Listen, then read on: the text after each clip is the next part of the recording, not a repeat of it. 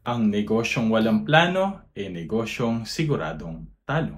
May client ako dati, restaurant owner. Matagal na siyang nag-ooperate pero parang every year nagugulat pa rin siya sa gastos. Alam mo yung parang, bakit parang wala akong kita kahit puno lagi yung restaurant? Nung tinanong ko kung may annual budget ba siya or kaya annual financial plan, ang sagot niya, wala man eh.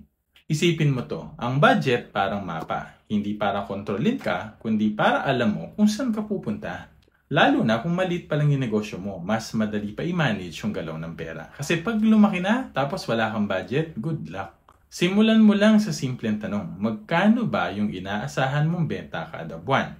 Tapos, tignan mo yung mga fixed costs. Renta, sweldo, kuryente, tapos yung mga variables, mga stock, marketing, delivery fees, at saka yung iba pa. Huwag mo rin kakalimutan magtabi for emergencies kasi hindi laging masaya yung cash flow eh. Minsan may buwan na mababa talaga. And if you're using tools like Xero, madaling ma-monitor through reports kung kumusta na yung actuals versus budget mo.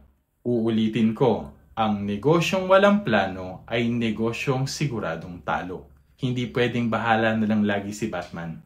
With all the tools available for you right now, wala ka ng excuse in creating a plan for your business. This is the power of accounting automation. And if you're interested to know more, send us a message. Laging tandaan, basta accounting, i-automate na yan.